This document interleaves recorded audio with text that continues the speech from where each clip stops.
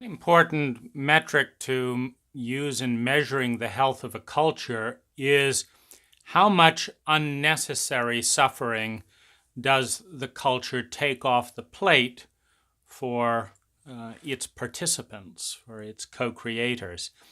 And so the first step in this process is any culture that wants to rank high in this area needs the discipline of creating a list and teaching a list of the sufferings that can be lifted off of a culture's plate, of an individual or a family's plate, and the sufferings that cannot.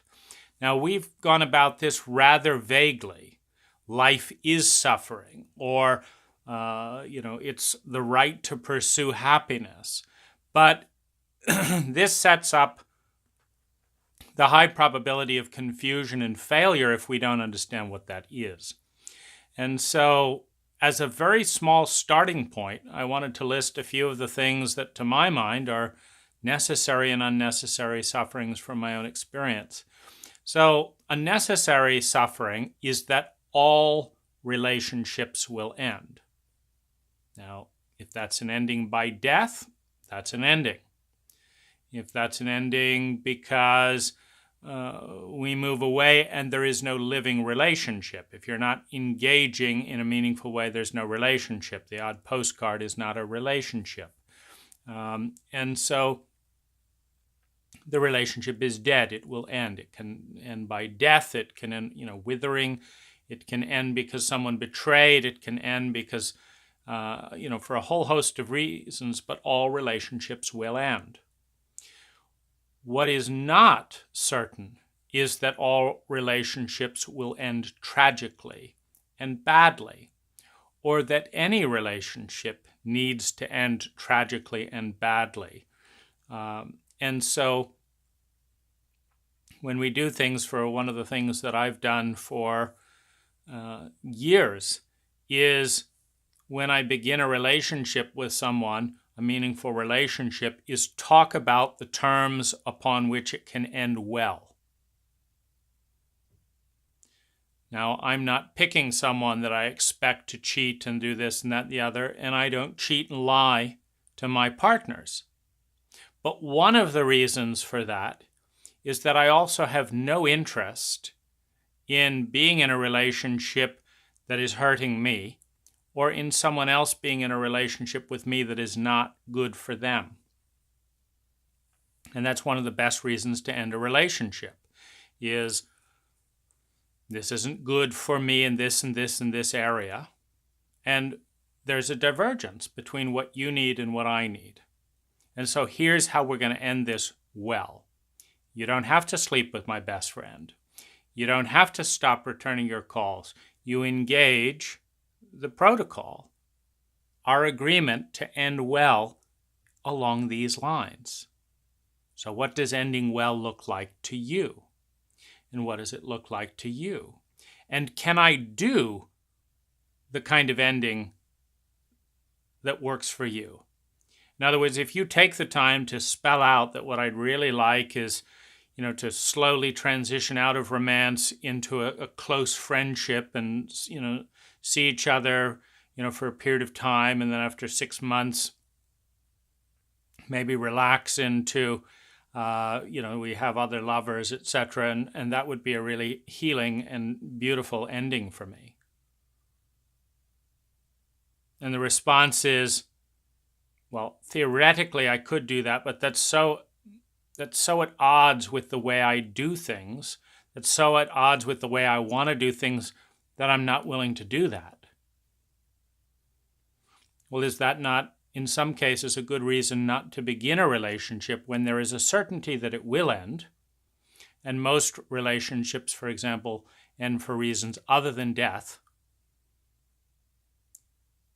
Well, if it's got a 95% chance of ending for a reason other than death, and the ending is an important part of the ritual of relating, and it's also a key aspect of potential suffering, might it avoid unnecessary suffering to not begin a relationship if we're not willing to end it well, in a way that is considered well by both people? So it's a foregone conclusion that all relationships will end. It is not a foregone conclusion that all relationships need to end badly. However, it is highly likely, statistically, you just sample 1,000 people in any culture, and you poll both people, and you see how many of those 1,000 people per culture, one of them considers it ended well, and B, both people ended it well. And for what reasons do they think that? And so, in that, you'll see the level of suffering, and you can see protocols that create absolute excruciating suffering and end in statistical probability of suicide and this and that. And then you can see protocols of a very high degree of honor that doesn't get away from the necessary suffering, but that stops the unnecessary suffering. Necessary suffering. Every person will die.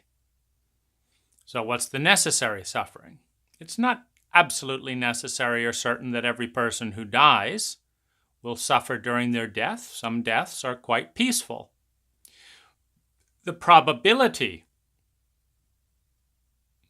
so it's certain that everyone will die. People that have a protocol within the culture based on science, based on statistical research. Here's a list of all the people who died well and what they did in their last few years and what their lives. Here's a list of all the people who died most horrifically and all the ways that they did that at the end and lived their life. That is guidance. You want to move towards the peaceful death, etc. You inform your citizens of the different protocols that are available. You just leave it to random chance. 5% of people, do this. 10% of people do this. 20% of people increase their addictions, prior to death. And then there's this 1% that has phenomenal journeys, like Aldous Huxley asked his wife to administer LSD when he realized the last day or so of his life was coming into being, and had a wonderful and transcendent death, of course, breaking the law in a country that attacks the medicine that can help with this thing. And so you can, when you have evidence that there is a medicine, a protocol, that dramatically reduces suffering and creates greater healing, and you ignore this evidence for political or dogmatic agendas, you are creating unnecessary suffering. And creating unnecessary suffering, by definition, is not intelligent, particularly when that's directed at your own people. You could say in a certain Warcraft scenario that creating unnecessary suffering for your enemy could, under certain situations, be, for the good of this cultural agenda or country, etc. But even if you can questionably make that case, making the case that we're going to spend public time and public money hiring public servants to actively increase the harm caused to their own people and ignore science and evidence along the way is about as sick as it gets. That's a completely corrupt power structure that is willing to kill the very people it is required to serve as the basis for its existence, because every contract with every government begins with the promise, I'm going to take some of your money, I'm going to take some of your freedom, and I'm going to create a protocol, a reality that is going to deliver you more well-being and reduced suffering than you could do with that money and that time and those resources and those freedoms on your own. That's the promise by which all people give up money and political influence in some area. So when that trust is abused and turned against a people, it's evil. It destroys life. To take from people and then hurt them with the power that you took under the promise of protecting the people. Everyone will feel bad sometimes. The probability of chance and incompetence, etc., ensures that every human being will feel bad sometimes. Maybe it's in childbirth. Maybe it's while teething. Maybe it's when you fall off a ladder at 2 years old. Maybe it's when your first girlfriend doesn't have the skill to leave you with dignity and, adds to the loss by, just jamming something in. So everyone's going to feel bad. What's not clear is, for example, if you're in a culture that is committed to showing up for its people and that teaches the power of a union, the power of a culture, the power of a community and a family, where every day people tap into an app and say 1 to 10 how bad they're feeling that day.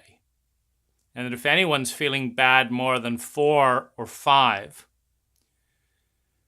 then in a hierarchical level of response, people in a commitment of containing and being with those states start showing up so that you do not have some of your worst moments alone and feeling separate from everyone else. In the worst case scenario, under the belief that everyone would be happy if you didn't exist because nobody wants to be with you when you're feeling bad. And since you do feel bad, everyone wants you to go away as opposed to wants to comfort you. That's unnecessary suffering. Everyone will get sick at one time or another. The gradations in suffering are, first of all, trauma. Meaning when you get sick, particularly in an accident or something, when your health deteriorates in some ways, there's almost always a period of time that is unknown. It's not 100% clear this is just the flu. It could be influenza. It could be HIV. It could be this, that, and the other. So there's a period of traumatic unknown. And what a culture can determine with that traumatic unknown is, yes, it is possible you will die with this. But a culture can determine whether it is possible for one person to be treated better than another based on money.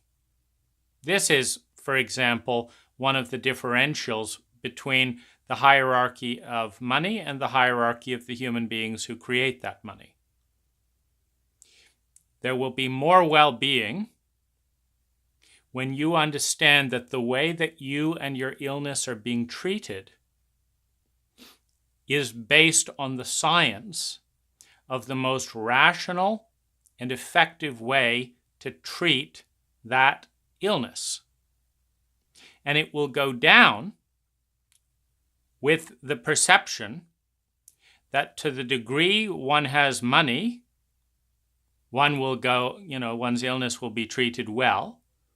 And to the degree that one doesn't, there will be shortcuts that may or may not endanger your life. Now, the reason for that is obvious.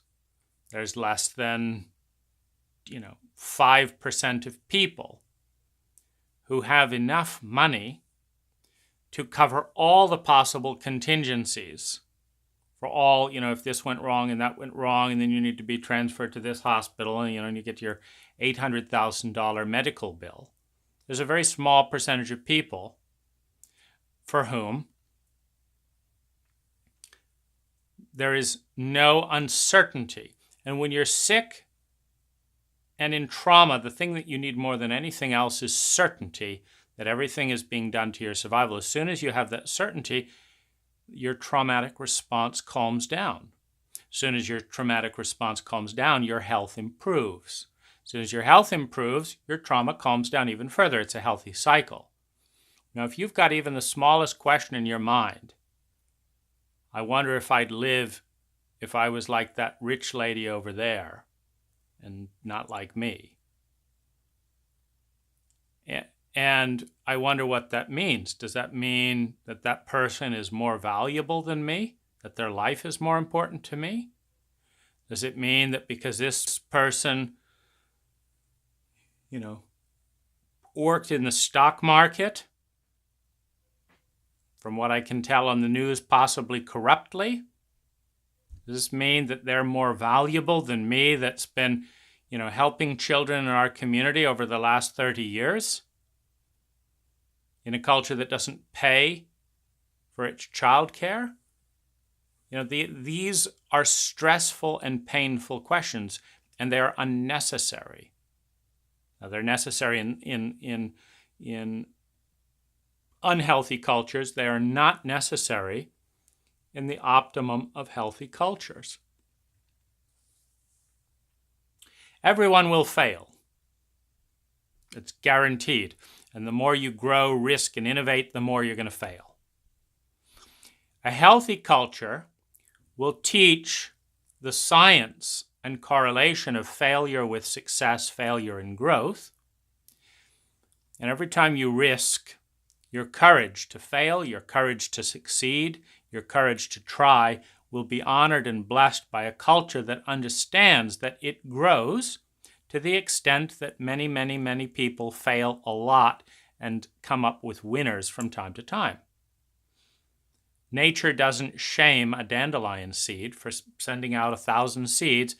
Maybe 5 of them grow new dandelions. The others, 1,000 seeds, failed. But now 1 dandelion is 5 dandelions. That's sustainable. That's success.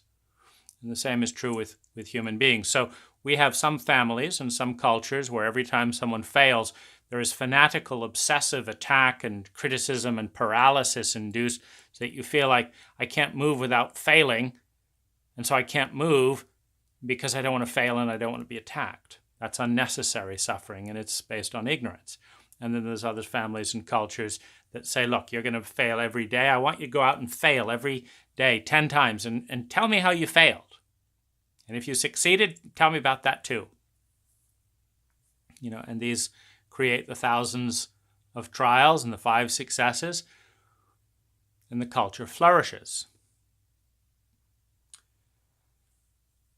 We will all fail to reach our full potential. And in failing to reach our full potential, there will be suffering. If we're aware, if we're paying attention, we are aware that there's always that ideal that could do better. The unnecessary suffering that can be eliminated in healthy cultures is we don't need to say that failure is shameful. Much like mistakes, we can live a purposeful life, enjoying and aspiring to be a little bit better than we were the day before, with a good sense of humor and a growing sense of competency. All of us will witness cruelty and injustice and incompetence at some moments of our lives.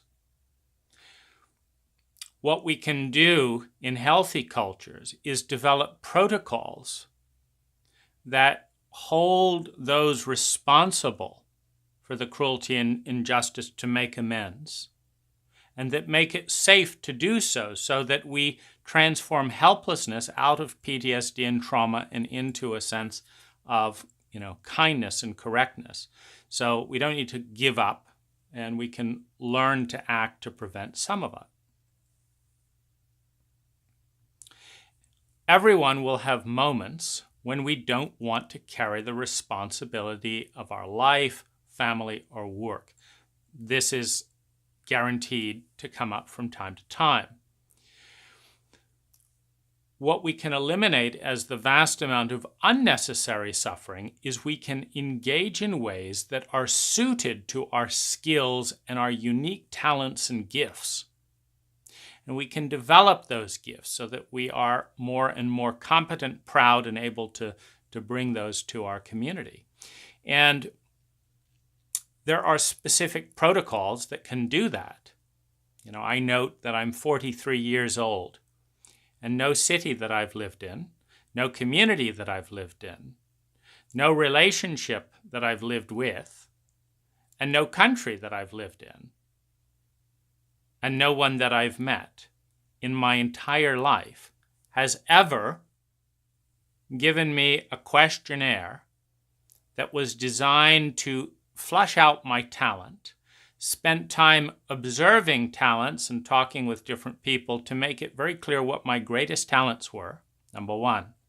Two, once those talents were flushed out and articulated so that I and everyone else could understand and see them, then looked for the very optimum way that I could contribute the most well-being, not only to myself, but to those close to me and the entire country or the planet. And then made that public knowledge so that anyone who searched under my name or got to know me had instant access to those core and unique talents, as well as the skills that I developed and the current action plan for implementing those talents to maximize well-being, and can participate in doing that or better. That has never happened. But there are cultures, and there can be cultures, healthy cultures, where one of the core roles within the culture is to identify the core talents, the uniquenesses of the individual, starting at age 4, 5, etc., and nurture those in a way that bring joy to the individual and bring a tremendous gift to the species and the country in a way that is currently being absolutely squandered, where you might have the best listener in a town working at McDonald's and being told, don't listen to the customer, you got to keep things moving. Where you have the best engineer told that,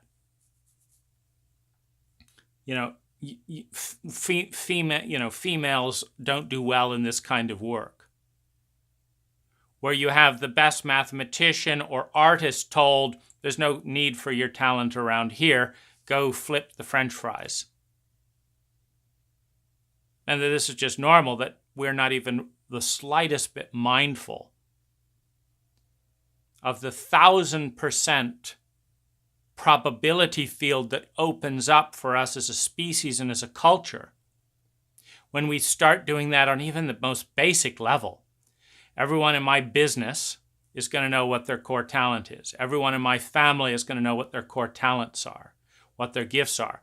And then we're going to imagine the kind of context in which these could make a difference. And then we're going to make it our business to find niches for each one of us in which we can contribute our greatest strengths, not just for ourselves, but for the species or country or community as a whole.